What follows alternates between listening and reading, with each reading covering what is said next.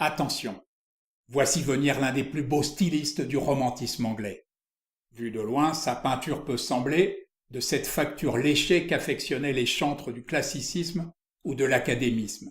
Vu de près, c'est un enchevêtrement de feuilles mortes et de cheveux d'enfants emportés par un vent d'automne, de chevaux s'empalant sur des légions d'arbres morts, de voiles et d'esquifs voguant au gré des courants, de chairs craquelées et d'armées éphémères.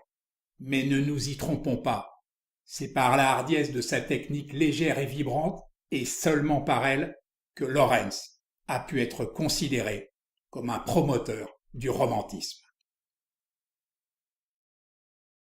Car pour le reste, si son incomparable brio renouvela les lois du genre en Angleterre, Thomas Lawrence se garda bien d'interroger en profondeur le psychisme de ses modèles, tous puissants ou célèbres et fréquentant assidûment les cours européennes.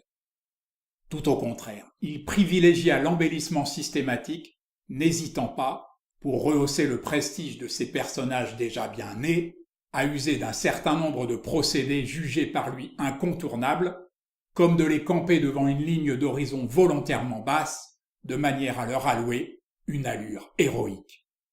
On aurait tort de le lui reprocher, dans la mesure où Lawrence lui-même jugeait qu'un peintre se doit d'exploiter sa virtuosité, pour autant qu'il en ait une, et laisser toute autre considération, en particulier philosophique, aux professionnels de cette profession.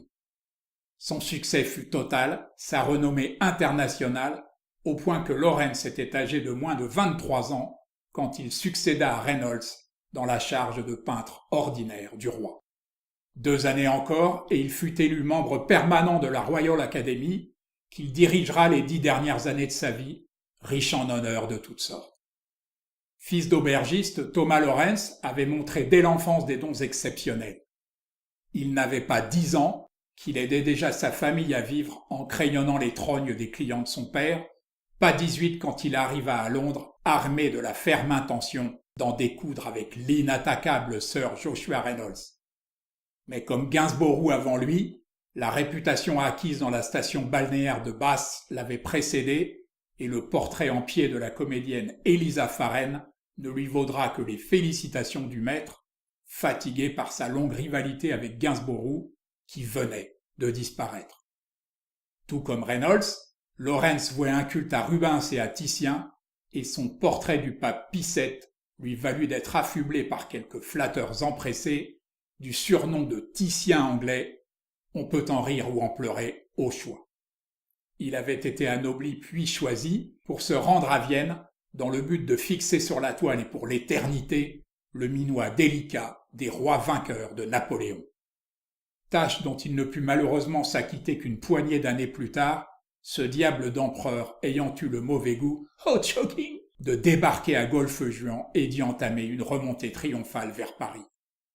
Le succès commercial de Lawrence eut pour conséquence indirecte qu'il ne s'essaya jamais à l'art du paysage, on peut le regretter à la vue de certains de ses portraits, même s'il fallut attendre Constable et Turner pour qu'un paysagiste anglais puisse enfin vivre de sa nature profonde, si j'ose dire. Thomas Lawrence ne cachait pas un goût prononcé pour le théâtre, c'est manifeste dans nombre de ses effigies où l'effet dramatique est poussé à son paroxysme.